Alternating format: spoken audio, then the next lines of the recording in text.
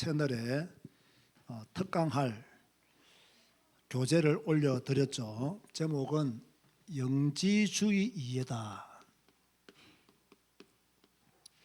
여러분 지금까지 신앙생활하면서 영지주의라는 이야기는 들어보셨죠? 성경을 제대로 읽고 공부하는 교회는 다 들어보았을 겁니다. 왜냐하면 공동서신에 여러 가지 베드로나 야고보나 요한이나 이런 분들이 성경을 기록할 때에 그들 안에 그 당시 그 교회 안에 있었던 이단이 바로 영지주의자들이었어요. 그렇기 때문에 이 영지주의를 바르게 이해하는 것은 이 시대의 이단을 제대로 볼 수 있는 기회가 되기도 하죠.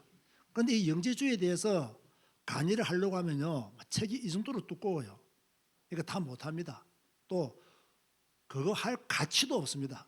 제가 오늘 또 설교를 준비하면서 이거 해야 되나? 이런 이상하고 말도 안 되는 이야기를 우리 성도들에게 알려줘야 되나? 조금 시간이 아까운 것 같아 그만둘까? 라는 생각까지 하게 되었거든요. 자, 그럼에도 왜 준비를 했냐면 제가 조금 전에 말씀드린 바와 같이 신약 성경 공동서신이 기록될 당시에 교회 안에 있었던 이단들이기 때문에 또 이것을 다루는 것이 조금 성경을 더 이해하는 데 도움이 되기 때문에 다루는 것이지 뭐 특별한 메시지는 없다고 봐야 됩니다. 자, 우리가 잘 아는 대로 초대교회는요, 이 당시에 세계를 정복한 나라는요, 로마입니다. 그런데 이 로마 시대 때 그 로마의 정치, 로마의 문화, 여러분 이 로마가 다스렸으면 로마의 정치와 로마의 문화가 교회 안에 파고 들어왔겠습니까? 안 들어왔겠습니까? 당연히 파고 들어오죠. 왜냐하면 사람은요, 그 시대의 정치와 그 시대의 문화에서 자유로울 수가 없어요. 우리도 지금 우리나라 정치에서 자유로울 수가 없잖아요. 우리나라의 문화에서 우리가 자유로울 수가 없잖아요. 초대교회도 마찬가지였어요. 로마 정치와 로마 문화에서 자유로울 수가 없었어요. 그런데 로마 시대 때 가장 주류를 이루었던 문화가 무엇이냐면요, 헬레니즘 문화입니다. 이 헬레니즘 문화가요, 참 이게요, 제가 볼 때는 헬레니즘 문화는요, 일종의 혼합 문화다. 그런데 헬레니즘 문화의 그 핵심에는 누가 있냐면 이 그리스 전통 문화, 그 당시에 소아시아 여러 나라들의 문화, 또 뭐 팔레스타인, 저 멀리까지는 인도까지, 이런 여러 가지 문화들이 혼합되어 있는 사상이 바로 그 헬레니즘 문화다. 그렇게 볼 수 있어요. 그러니까 헬레니즘 문화는 일종의 혼합 문화다. 그렇게 볼 수 있는 거죠. 자, 그러면 이 초대교회가 복음의 순수성을 유지하기 위해서는요, 뭘 조심해야 되겠습니까? 이런 혼합 문화를 조심해야 되는 거예요. 그래야 복음의 순수성을 유지할 수 있는 거예요. 이것은 우리도 마찬가지죠. 이 시대에 사는 우리가 예수 그리스도의 복음을 알고 이 복음의 비밀을 성경 한 권을 가지고 제대로 누리고 살아가야 되는데, 우리의 마음과 눈과 우리의 신앙이 성경과 멀어지는 순간 어디에 빠지느냐? 이 시대 정신, 이 세상 정신에 물들어 버리는 거예요. 그래서 기독교인들이 이 땅을 살면서 우리가 피할 수는 없잖아요. 그러나 최소화시켜야 될 것이 뭐냐면 그 시대의 문화에 물들지 않는 거예요. 굉장히 이것은 중요한 것입니다. 그 시대의 문화에 물들어 버렸다? 그러면 복음의 순수성을 유지하기란 상당히 어렵다. 그러니까 로마 시대 때 헬레니즘 문화가 그 시대를 뭡니까? 완전히 장악하고 있는데, 교회가 복음의 순수성을 유지하기 위해서는 이 헬레니즘 문화와 거리를 두어야 된단 말이에요. 그래서 제가 조금 전에 말씀드린 바와 같이 사람은 그 시대의 정치 문화와 좀 이렇게 자유로울 수 없는 그런 입장이다 말이죠. 그러면 점점 교회가 뭐가 되어야 갑니까? 세속화되어 갈 수밖에 없는 거예요. 여러분, 교회에서 가장 위험한 것이 뭐냐면 세속화입니다. 여러분이 이 땅에 살면서요, 세속화되면 안 됩니다. 두 번째로 위험한 것이 뭐냐? 여러분들이 이 잘못된 복음에 빠져버리면요, 이것만큼 위험한 게 없어요. 세속화는 아예 뭐 세상적으로 가는 것이고요, 교회 안에서 잘못된 복음에 빠져버리면요, 이거는요, 뭐 답도 없고 이건 어떤 대책이 없는 거예요. 이거는. 그래서요, 이단에 빠진 사람들 보세요.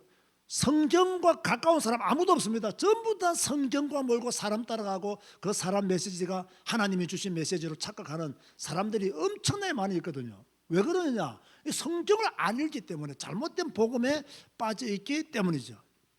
그래서 이런 것을 볼 때에 초대교회 당시에 가장 교회를 위협했던 사상이 있다면 바로 오늘 배우게 될 이 영지주의 사상이 초대교회를 위협하고 있었던 무서운 적이었다.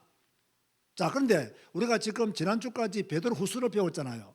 우리가 지금 공동서신 야고보서를 공부했고 베드로전서를 공부를 했고 베드로후서를 공부를 했습니다. 그런데 오늘은 요한 1, 2, 3서를 이제 공부를 쭉쭉 해나가야 된단 말이에요. 그런데 왜 영지주의라고 하는 단어를 가지고 제가 여러분에게 특강을 하느냐 하면, 다시 말하자면 이 공동서신이 기록될 그 즈음에 그 소아시아에 흩어져 있는 교인들이 어떤 사상에 물들어 있었냐, 이 영지주의 사상에 물들어 있었단 말이에요. 그래서 우리가 베드로후서 3장을 공부할 때, 2장을 공부할 때, 1장을 공부할 때 베드로가 제일 많이 강조했던 게 뭐죠? 그리스도의 재림은 확실히 이루어진다는 거예요. 그런데 이 영지주의자들은 그리스도의 재림을 믿지를 않아요. 이런 사상들이 교회 안을 파고 들어오니까 베드로가 아니다, 그리스도께서는 다시 오신다, 내가 그 메시지를 직접 들었고 주님이 말씀하셨다라고 말하고 있는 것이 어떤 배경에서 나온 것이냐, 바로 이런 배경에서 나온 것이다. 이해됩니까? 자, 오늘은 수준 있는 이야기이기 때문에 여러분이 정신을 차리고 메시지를 들으셔야 됩니다. 자, 그럼 조금 더 어려운 이야기를, 아무래도 이게요, 신학생들도 제대로 듣지 못하고 이해 못하고 있는 내용들을 여러분에게 말하기 때문에 조금 여러분이 집중해서 들어야 됩니다. 그러면 이 영지주의의 전이와 역사는 어떻게 되느냐, 제가 쉽게 설명하려고 그래요. 영지주의는 뭐냐? 지식이라는 뜻이에요. 그노시스에서 온 지식이라는 뜻을 가진 것이 영지예요. 이 지식은 일반적인 지식을 말하는 게 아니라 영적인 세계에 대한 지식을 말하는 것을 가르쳐서 헬라어로 그노시스라, 그렇게 이야기를 했어요. 그래서 이 영적인 세계의 지식, 영지를 말하기 때문에 이 사람들이 주장이 아주 복잡하고 다양해요. 그러다 보니까 이 가르치는 사람들도요, 조금 다르게 가르쳐요. 왜? 자기가 무슨 영향을 받고 무슨 책을 읽으냐에 따라서 이 영지주의의 폭이 넓기 때문에 조금 다르게 가르치는 경향이 있죠. 그러나 오늘 우리 교회 성도들은요, 두 가지는 기억해야 됩니다. 무엇을 기억해야 되느냐? 영지주의는 아까 제가 말했죠, 그리스 전통을 위시로 해서 소아시아 또는 뭐 이집트, 뭐 적절하지 이집트, 그런가 뭐 페르시아, 뭐 아까 빠졌는데 페르시아가 제일 중요한데, 이 페르시아 이런 문화, 그리고 나중에 신구약 중간기를 거치면서 유대교, 이래가지고 완전 이런요 혼합 사상이다 라는 것을 여러분들이 이해를 하셔야 돼요. 그러니까 헬라 사상도 들어가 있고 동방 신비주의도 들어가 있고 또 유대교와 기독교의 사상도 들어가 있고 완전히 혼합 사상이 내재되어 있는 곳이 바로 영지주의다. 이 영지주의는 또요, 이원론을 바탕을 두고 있어요. 자, 무슨 이원론을 가지고 있냐면요, 이 물질 세계는 무조건 악하다, 영혼만이 선하다. 물질 세계는 악하고 영혼만은 선하다. 그래서 인간이 물질 세계에서 구원받기 위해서는 어떻게 되느냐, 이 세상을 초월해서 존재하는 초월자의 계시를 받아야 되는데, 그 계시가 그노시스라는 거예요. 지식이라는 거예요. 그래서 이 영지를 소유해야만이 구원을 받는다. 라고 그렇게 이야기를 하고 있죠. 오늘날에도 보통 목회자들 중에서는 이런 분들이 있죠. 너무 영과 육을 나누어서 이원론적으로 설교하시는 분들이 있을까요, 없을까요? 있죠. 조심해야 됩니다. 굉장히 조심해야 돼요. 그런데 뭐 이렇게 나누는 성경 말씀들이 있긴 있어요. 그죠? 그러나 너무 여기에 대해서 막 영적이라고 육은 강조하지 않는 거, 이거요 조금 위험한 사상이다. 위험한 설교가 될 수 있다는 거예요.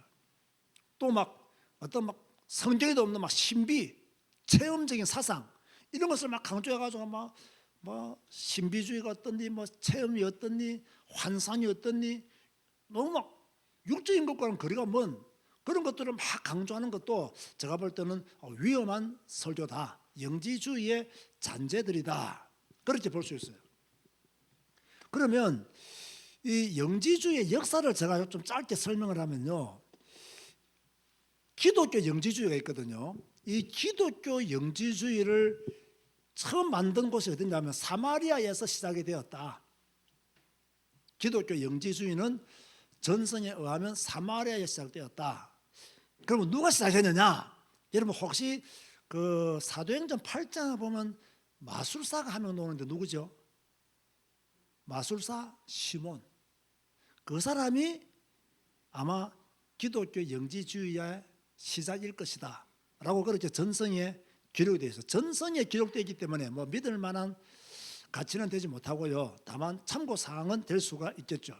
자, 이러다가 영지주의가 본격적으로 언제 제일 많이 일어나냐면요, 1세기 말부터 2세기 초에 굉장히 많이 일어나거든요.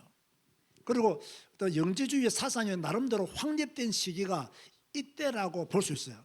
이때 주로 누가 많이 있었냐, 케린투스라는 사람이 이런 어떤 가현설, 오늘 참 어려운 이야기가 많이 나오네요. 가현설이라고, 이걸 뭐 도세티즘이라, 이 도세티즘은 뭐냐면요, 도케오가 어원인데 이 도케오가 뭐냐면 보이다라는 뜻이에요. 보이다. 보이다. 그러면 이 케린투스라는 사람은 어떤 설을 펼쳤느냐면, 예수님은 직접 몸으로 오신 것이 아니고 예수님의 몸은 환상을 우리에게 보였다는 거예요. 환상으로. 그래서 예수님은 실제로 오지 않았고 눈에 보이는 영으로만 왔다라고 주장한 사람이 케린투스예요. 또 여기서 또 어떤 사람이 나오냐면요, 아니다, 예수님은 실제적으로 왔다. 그러나 예수님은 사람으로만 왔다. 신은 아니다. 그래서 영지주의를 한마디로 설명하기 어렵다니까요. 왜? 이들이 주장이 다 다르기 때문에요. 그래서 오늘 여러분에게 핵심되는 것만 알려드릴 테니까 이 정도만 알아도 되겠다라는 생각이 듭니다. 이러다가 3세기가 들어서면서요, 이 영지주의가 로마 전역에 퍼져 들어갑니다. 그러다가 교회가 점점 그 예수 그리스도의 복음보다는 이 잘못된 이단이 교회를 침투해 가지고 이런 여러 가지 말도 안 되는 영지의 어떤 의미를 갖다가 설명하면서 교인들을 혼란하게 만들었다. 그래서 영지주의는 약 한 150년 동안 거의 교회 안에서 혼란을 일으키다가 이 뒤에 점차적으로 사라졌는데, 제가 볼 때는요, 완전히 사라지지 않았다. 교회 안에서 아직도 여전히 그 잔재들이 존재하고 있다. 그래서 이런 배경 속에서 제가 아까 말했죠, 베드로 전후서나 야고보서나 요한 1, 2, 3서 유다서가 기록되어졌다는 거예요. 그래서 어떻게 보면요, 기독교의 최초 이단은 누구냐라고 하면 누구라고요? 영지주의다는 거예요. 왜? 이들이 주장하는 걸 제가 조금 더 설명할 때는 한번 들어보세요. 이 영지주의도요, 나름대로 신학이 있어요. 이들이 펼치는 그 핵심 내용이 있어요. 이거 들어보면요, 야, 정말 이거 말도 안 되는 소리다, 우리는 그렇게 생각하는데, 이 당시의 사람들은 그들의 손에 성경 말씀이 없었기 때문에요, 혼란할 수밖에 없었던 거예요. 여러분, 우리 손에 성경이 있는 거 여러분 감사하시기 바랍니다. 아멘 하시기 바랍니다. 여러분 손에 성경이 있는 걸 너무 감사히 생각해야 됩니다. 우리 손에 성경이 없다면요, 이런 영지주의 사상이 들어와가지고 계속 성도들을 미혹하고 잘못된 가르침을 가르친다면 다 넘어갈 수밖에 없는 거예요. 그런데 우리 손에 지금 성경이 있잖아요. 하나님의 말씀이 있잖아요. 이 말씀은 누구든지 읽을 수 있고 누구든지 배울 수 있고 누구든지 읽으면 하나님의 성령이 역사하시잖아요. 그런데도 불구하고 오늘 한국교회 성도들은 성경 말씀보다 목사의 설교를 더 의지하고 목사의 설교를 더 따라간단 말이에요. 성경 말씀의 진리는 관심이 없어요. 이거는 교회 갈 때 들고 다니고 설교산에 읽는 한 본문의 말씀일 뿐이지 집에 가서는 성경을 안 읽잖아요. 성경을 모르잖아요.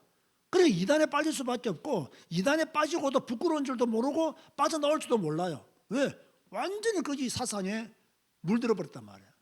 이게 말도 안 되는 영지주의가 150년 이상을요 초대교회를 어렵게 만들고 힘들게 만들었다는 거예요. 이 사람들의 신론을 들어보면요 말도 안 되는 소리를 합니다. 무슨 말도 안 되는 소리를 하느냐. 자, 이 사람들 일단은요 최고의 신이 있다. 요 신으로부터 파생된 30개의 아이온이 있는데 이 30개의 신이 있다는 이야기예요. 최고의 신으로부터 파송된 30개의 아이온이 있다. 그렇게 말하고 있어요.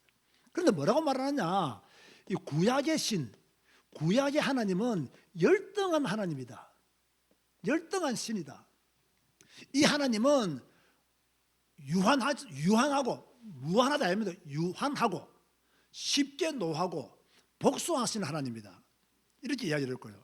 반대로 그 신약의 하나님은 이 사람들을 말하면 최고의 신이 되는 거예요. 최고의 신. 왜 최고의 신이냐 하면 선과 악을 완전히 구별할 수 있는 분이시고 그리고 그리스도 안에서 자신을 계시하신 분이시고 뭐 등등 이상한 소리를 합니다. 뭐 이런 말도 안 되는 내용을 합니다. 우리는 구약의 하나님은 뭡니까? 오늘 우리 하나님이잖아요. 그런데 이 당시에는요 이런 이론들이 교회 안을 혼란히 만들어 버렸어요. 교회를 어렵게 만들어 버렸어요. 이 영지주의 인간론은요 사람을요 세 등급으로 나누어요. 첫째 등급은 뭐냐면 영적 계급이 있고요. 두 번째 계급은 정신적 계급이 있고요. 세 번째 계급은 물질적 계급이 있어요. 이 영적 계급이 제일 높은 계급이거든요. 이게 무슨 말이냐면 초월의 세월에 신적인 세계에 들어가서 구원을 맛본 사람들을 가르쳐서 영적 계급이다 라고 했고요. 이 정신적 계급은요 초월의 세계까지 영지에 이르지는 못했지만 자기가 신앙생활 하면서 노력하면서 이렇게 얻은 구원, 그러나 이 사람이 받은 축복은 아주 저급한 축복만을 받는다. 이래서 정신적 계급이랄 거예요. 물질적 계급은 아예 사탄과 함께 살면서 그죠? 완전히 구원받지 못할 멸망받을 사람들을 가르쳐서 물질적 계급이 됐어요. 자, 여러분 오늘 이 설교를 들으면서 아이고 목사님 이런 설교를 계속 들어야 됩니까? 라는 생각이 듭니까 안 듭니까? 들죠? 든다고 대답하세요. 들죠? 내가 오늘 설교 준비하면서 이런 생각했다는 거예요. 내가 이런 설교를 해야 되나? 그런 생각했다니까요. 이 말도 안 되는 소리다 그 말이에요. 이 사람들의 기독론도 있어요. 기독론은 뭐냐면 아주 이게 어려운데요. 이거 참 내가 어떻게 설명할지 모르겠는데 셋으로 나누었어요. 첫째는 성령 그리스도론. 이게 뭐냐면 이 성령 그리스도는 아까 말했죠. 이 30개의 신 중에서 최고로 뛰어난 신이다라고 말하는 거예요. 이 사람들은. 두 번째는요. 그리스도와 역사적 예수를 구분하는 거예요. 참 이것도 말도 안 되는 소리죠. 그리스도와 역사적 예수를 구분하면 이거 자체가 이단이거든요. 이거 자체 근데 이걸 구분하는 거예요. 그래서 역사적 예수는 세례 받는 그 시간부터 시작해서 십자가에 죽기까지 그리스도에 의해서 사용된 도구에 필요하다, 도구에 불과하다는 것이 역사적 예수에 대한 이해예요. 예수가 세례받고 이렇게 십자가를 지기까지 그리스도에 의해서 사용된 도구에 불과하다. 그리고 그리스도와 역사적 예수를 구분하니까 완전히 잘못된 사상을 가진 자들이다. 그렇게 볼 수가 있는 거죠. 그런가 하면 원인 그리스도, 원래 있는 원인 그리스도. 두 번째가 그리스도와 역사적 예수를 구분했다면 이 원인 그리스도는 역사적 예수와 그리스도를 구분하지는 않습니다. 구분하지는 않고 하나의 예수로 보면서 30개 이 신들 중에서 최고로 뛰어난 신이다 라고 그렇게 이들은요 기독론을 주장을 해요. 자, 그런가 하면 이들의 구원론은 또 뭐냐? 자, 이게요 지금은 재미없고 계속 들어야 되나 생각이 들죠. 그런데 나중에요 이런 것들이 교회에 큰 영향을 끼치는데 정말 좋은 영향을 끼치게 되는 것이 이쪽에서 나옵니다. 그러니까 어떻게 보면요 하나님은 이런 것들을 통해서 하나님의 교회가 더욱더 반듯하게 서기를 하나님은 계획하셨다는 것을 또 알게 돼요. 그러니까 이런 나쁘고 말도 안 되는 일들이 교회 안에 있었지만 이런 것들을 통해서 하나님은 또 새로운 역사를 만들어 갔다는 것을 알게 되면 참 하나님의 선하신 뜻이 무엇인가를 우리는 발견하게 되는 거죠. 사실 이들의 구원론도요 내가 볼 때는 말도 안 되는 구원론이에요. 자, 인간은 육체에 갇혀 있다는 거예요. 육체에 갇혀 있는 인간은 이 육체에서 해방받아야 된다. 그러면 어떻게 해서 육체에서 해방받을 수 있느냐? 초월자, 빛의 세계에 있는 그 초월자의 영지를 계시를 받아야 이 육체에서 자유함을 얻을 수 있다. 그 자체가 구원이라는 거예요. 육체를 벗어나서 영적인 지혜, 영적인 지식을 받아야, 영지를 받아야 그것 자체가 바로 구원이다 라고 말하고 있는 거예요. 그래서 이 영지로 충만할 때 물질 세계를 초월해서 살 수 있다. 그렇게 말들 하고 있는 거죠.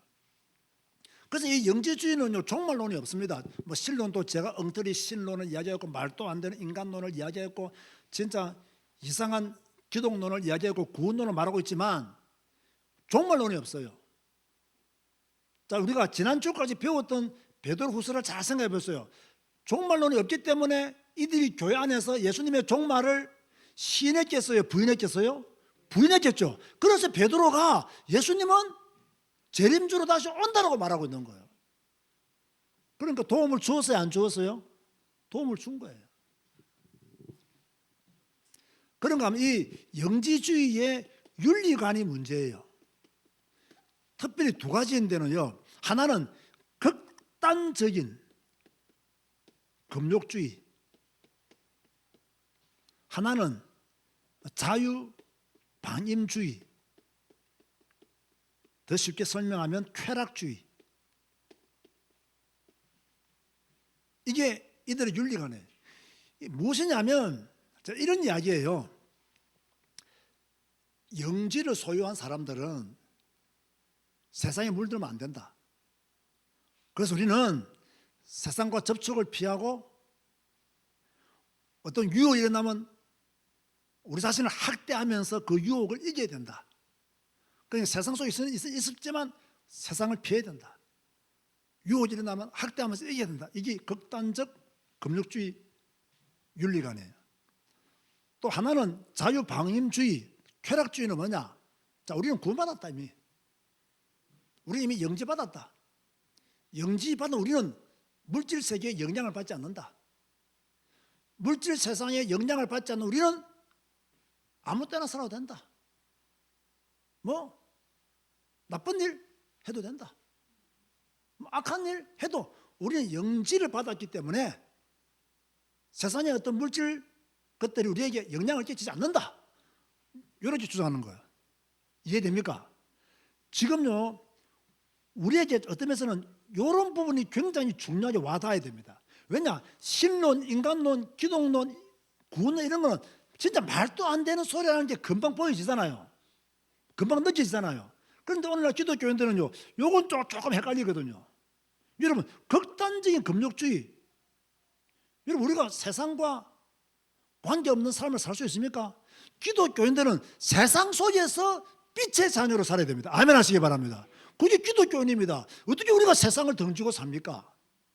여러분이 지금 예배드리는 거 세상 속에서 하나님의 자녀의 삶을 살고 있는 거예요. 이런 구별된 삶을 살아야 되지, 우리가 세상 접촉을 피하고, 여러분 세상에서 세상 접촉을 피한들 어디로 가겠습니까? 갈 데가 어디 있습니까? 없습니다. 그리고 막 유혹이 생기면 막 학대하고, 이게 말이 되는 소리입니까? 그런가 하면 자유반임주의. 자, 우리 예수 믿었으니까, 이제 우리가 예수님으로 구원받았으니까 우리가 뭐 죄 짓는 거, 나쁜 짓 하는 거, 악한 짓 하는 거, 우리 구원받은 이미 우리에게는 아무런 관계가 없다. 자, 그렇게 말하면 됩니까? 안 됩니까? 그거 안 되죠. 이런 것들이 오늘날 우리들에게는 좀 중요한 내용들이 될 수가 있는 거예요. 자, 그래서 이 영지주의가 기독교에 미친 영향이 뭐냐? 이거 좋은 영향입니다. 좋은 영향. 영지주의가 기독교에 미친 좋은 영향이 뭐냐? 좋은 교훈이 있어요. 자, 이렇게 말도 안 되는 이야기들이, 말도 안 되는 교리들이 초대교회를 어지럽히고 있었기 때문에 이런 것들에 대한 하나의 방법으로 기독교 교리가 체계화되었다는 거예요. 왜? 이대로 두면 안 되겠거든, 교회가. 그런가 하면 성경의 정경화가 이런 말도 안 되는 사상이 교회 안을 침투하고 있으니까 빨리 하나님의 인도 속에서 성경의 정경화가 이루어진 거예요. 성경의 정경화가요, 한 1세기 말인가 저것 때 이루어진 걸 알고 있거든요. 그러면 2세기 초에 이 영지주의가 일어났단 말이에요. 그러면 2세기 초에 일어났다는 말은 완전히 영지주의의 이론이 확립되어지고 자리 잡았다는 이야기예요. 그럼 그 이전에 1세기 중반기부터 영지주의는 교회 안에서 활동을 하고 있은 거예요. 이런 활동이 교회를 어지럽게 만드니까 기독교의 교리를 체계화시켜야 되겠다, 학자들끼리. 그리고 빨리 성경을 제대로 만들어서 성도들에게 가르쳐야 되겠다 라고 하는 좋은 영향을 끼치게 된 것이 영지주의다.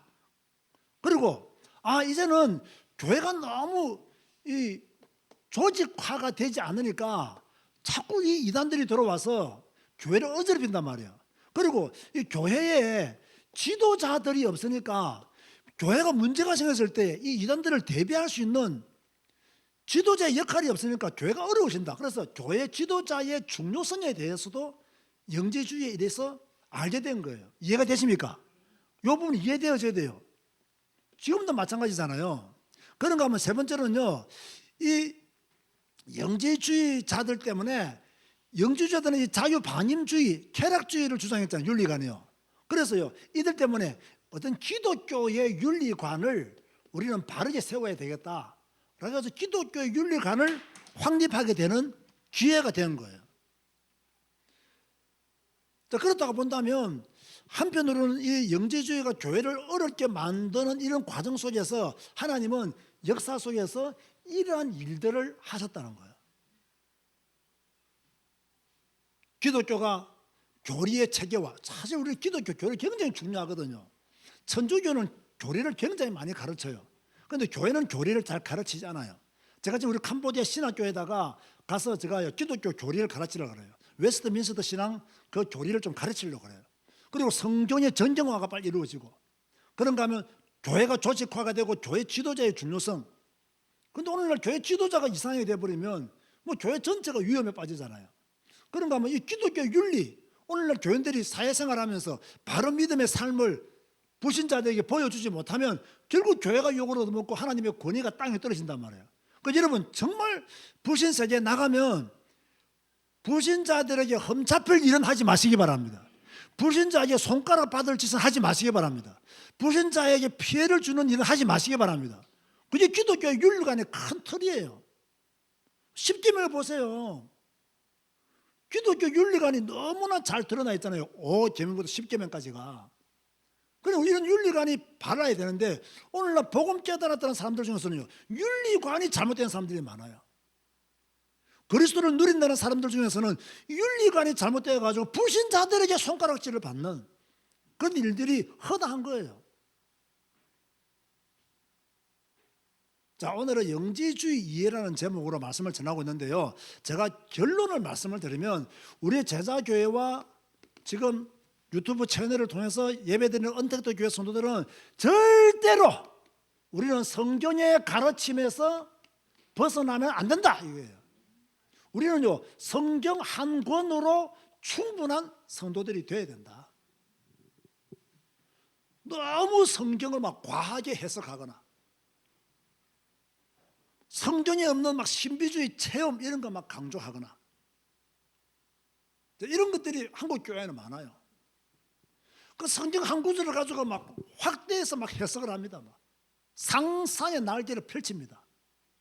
그래서 저는요, 성경 한 구절을 가지고 뭐 몇 번 설교하는 목회자들을 보면요, 솔직히요, 그들은 말합니다. 자기는 너무 많은 것을 깨달았기 때문에 성경 한 구절을 가지고도 이렇게 여러 번 설교를 하는 목사다라고 자랑을 하지만은요, 제가 볼 때는요, 엄청난 잘못된 교리와 신앙적인 오류를 범할 수 있는 가능성이 굉장히 많아요. 굉장히 많아요. 그런가 하면 이 성경에도 없는 막 신비주의, 체험주의 이런 것에 빠져 있는 사람들도 있거든요. 그래서 우리는요, 절대로 성경에서 벗어나면 안 된다. 그죠? 그리고 막 이미 성경을 제대로 연구해 놓은 책들이 많이 있습니다. 좀 그런 책들을 먼저 공부하고 배워서 그 책들을 보면서 성경에서 벗어나지 않으려 해야 되지. 이거 뭐 다 책이고 뭐 자기는 하나님과 직통 계시로 받는다 하고 이런 식으로 말하면 제가 볼 때는 위험한데, 흔히 한국 교회 성도들은요 그런 목사를 좋아해요. 하나님과 나는 직통 계시가 이루어지고 있다면서. 이러면 성도들은 뭐 그 목사를 신령한 목사라고, 불의 목사라고 너무너무 좋아하죠. 참고적으로 저는 하나님의 직통 계시를 받은 적이 한 번도 없습니다. 하나님이 저에게 윤 목사야 하면서 오늘 수요 예배 설교 이거 하거라 라고 말한 적이 한 번도 없고요, 이번 주 주일 예배 설교는 이거다 하면서 받아라 라고 말씀하신 적도 한 번도 없습니다. 저는 딱 성경 한 권 붙들고 있습니다. 성경 읽고 성경대로 설교하려고 합니다. 성경 읽고 성경을 풀어서 설교하려고 합니다. 그러면 영지주의에 빠질 이유가 전혀 없습니다. 왜? 성경은 우리에게 가장 정확한 복음을 말씀하고 있거든요. 우리 사랑하는 성도 여러분, 우리를 미혹하는 자들이 너무나 많습니다. 우리를 위기로 몰아넣는 사상들이 교회 안에 너무나 많습니다. 이럴 때에 오직 성경, 오직 예수, 하나님의 말씀 이 한 권으로 충분한 행복한 그리스도인 되시기를 주님의 이름으로 축원드립니다. 주님 감사합니다. 오늘도 우리가 공동 서신을 공부하면서 영지주의에 대한 이해를 또 함께 보았습니다. 이 잘못된 말도 안 되는 이론과 사상들이 150년간 초대교회를 강타했습니다. 초대교회는 이 이론 때문에 휘청휘청거렸고 교회는 어려웠습니다. 물론 하나님 이 일을 통해서 기독교 교리의 체계화와 또 성경의 정경화를 하나님은 빨리 이루어 나갔었지만 이것으로 인해서 많은 교회들이 어려움을 당했고 지금도 어려움을 당하는 교회들과 성도들이 있습니다. 하나님, 우리는 이제 성경 한 권으로 충분하고 성경의 가르침을 받아 성경적인 믿음, 성경적인 삶을 살게 하여 주옵소서. 예수님의 이름으로 기도드리옵나이다. 아멘.